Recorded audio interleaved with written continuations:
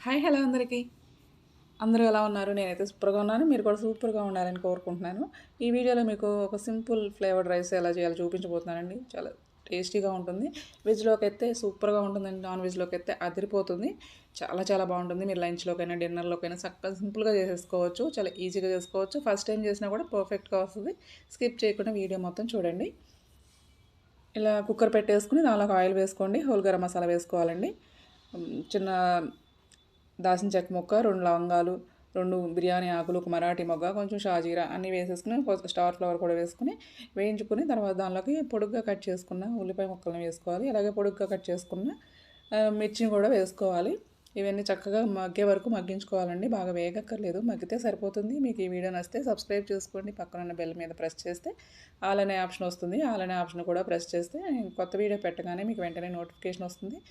ఇంకా మన ఛానల్లో మంచి మంచి వీడియోస్ వస్తూనే ఉంటాయండి. తప్పకుండా చెఫర్ ఛానల్ని ఫాలో అవ్వండి.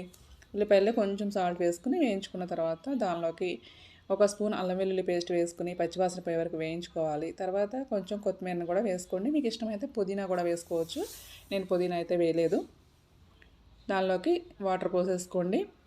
సింపుల్గా వేయించేసుకోవచ్చు అండి. సింపుల్గా చేసుకోవచ్చు. టేస్ట్ అయితే అద్భుతంగా ఉంటుంది.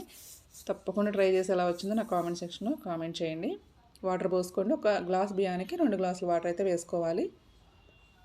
టేస్ట్కి సరిపడా సాల్ట్ని వేసుకోండి. కొంచెం ఈ ఒక పొంగొచ్చే వరకు ఉడికించుకోవాలి.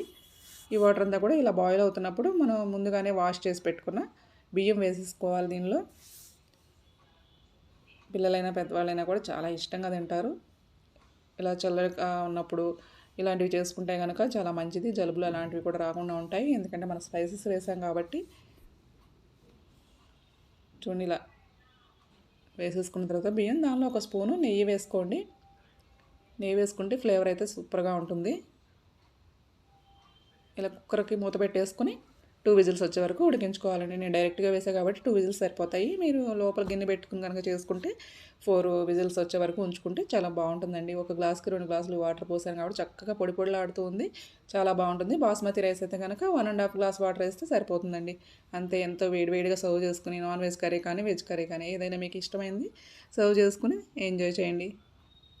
Thanks for watching.